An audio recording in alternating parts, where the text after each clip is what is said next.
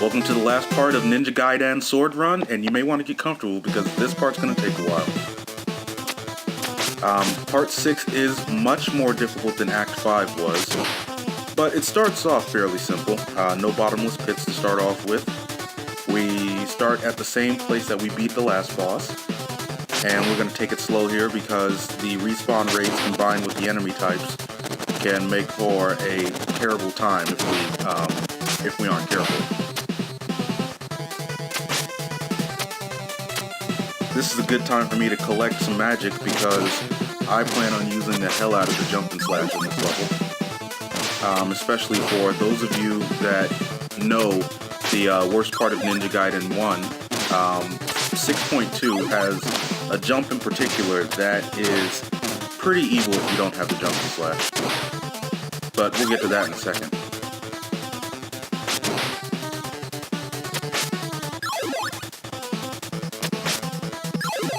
There's that jump and slash.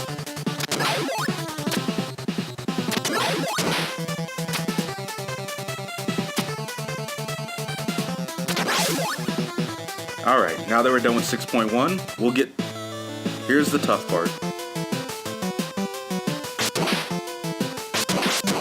Take care of the hounds that try to sneak up on you.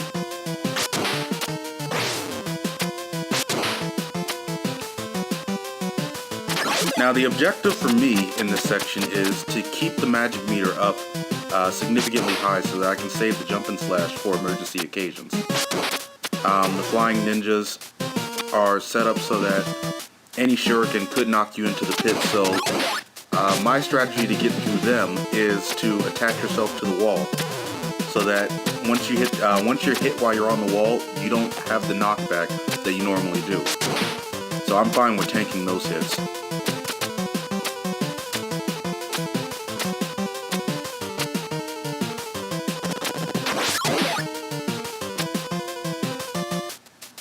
Running through that.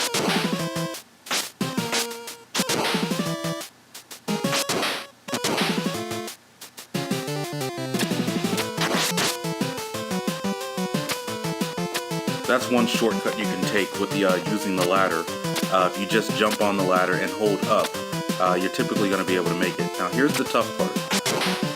2 platforms from now, there's a hammer brother essentially, a hawk that meets you in mid-jump, and some other enemy that I'm saving my jump and slash for. Here. Oh yeah, the football player. After you think you're done with that hard section, the football player jumps at you.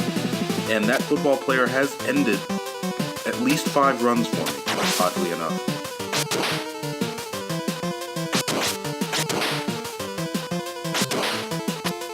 Alright, I think we have some health up there. Yes, there we go. We're reaching the end of 6.2. That section may not have looked that difficult. For those of you who that thought that was easy, try it for yourself.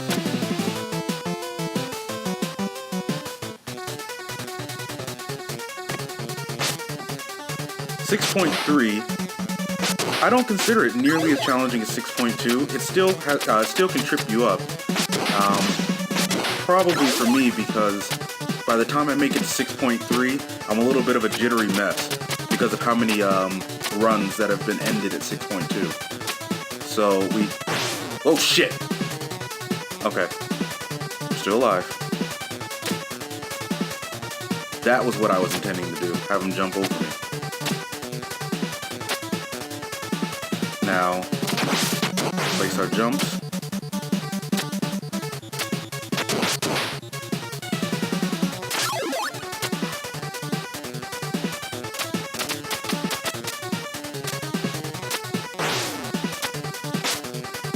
I thought I hit him with that. Yeah. Sometimes the hitbox of these enemies get a little irritating. Oh, I know I hit him with that one. Alright, don't screw me over, game. I just finally made it to 6.3. There we go. Alright. Let's take it nice and slow. For the next section, I'm going to use the hourglass. Because if I don't use it, I'll have to go in this narrow hallway against one of those boomerang throwers.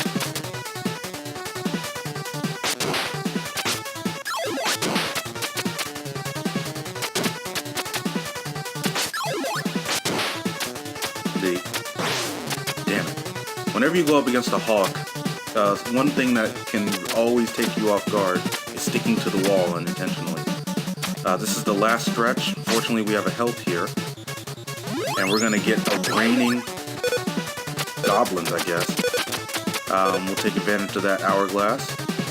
And we're at the home stretch. So just make it run, run, run. Okay. So we have, to skip the story, this guy is our father. He's been possessed by the demon statue. The demon statue is actually what we're supposed to attack. Our father actually doesn't attack you per se, he just walks towards you constantly. The statue, however, fires, I guess, fireballs that can act as a shield, an orbiting shield around him. So my simple strategy through this is to stay high on the walls because they'll never reach this high, and just keep switching places as I wail on the statue. It's simple enough.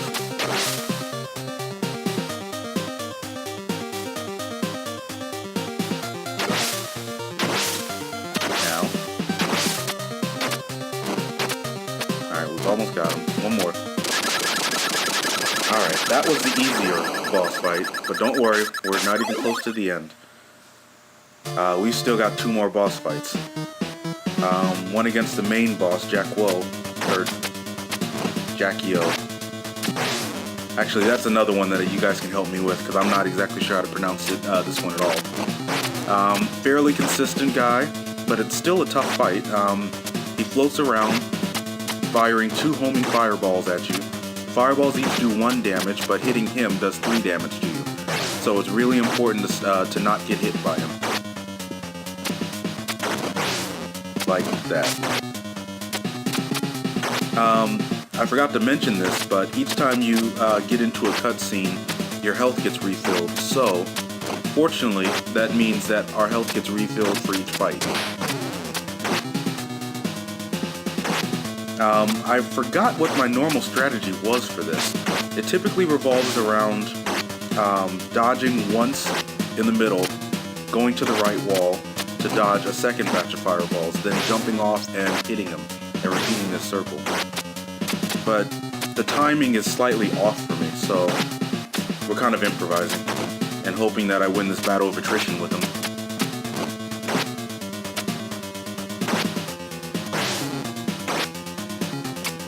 As long as I don't get hit by him, I should be okay.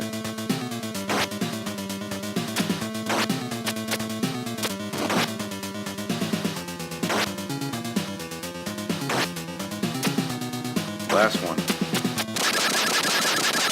Alright, that takes care of him. And we have one more boss fight. The demon that Jacko was trying to resurrect.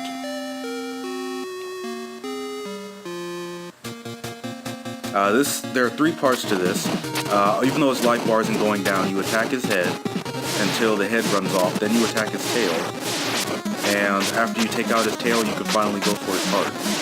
The only thing that can typically hurt you are the fireballs that you randomly use around. Each of those do 3 damage. Except for the head, that could do 1 damage to you. Shit. Okay. But it's basically a matter of trying to predict when the fireball's going to get you. But that one's not nearly as tough as the previous one, so there we go. We have completed Ninja Gaiden 1 Sword Run. This has been a fairly difficult but refreshing challenge for me. I'm used to Mega Man challenges and things like Battletoads, blind runs, and things like that. This was a challenge that I'd seen a couple of times on YouTube, but it was still fun enough for me to give it an attempt. I may try to do Ninja Gaiden 2 in the future, but given the nature of how that game works, I might, instead of doing the jump and slash, do the projections. Not the projectiles, but it's something that... How do I put this? Anyone that's familiar with Naruto knows about shadow clones. Things that... copies of yourself. You can create copies of yourself that will follow you around, and their sword will also affect enemies. I might use that as my one item that I can use.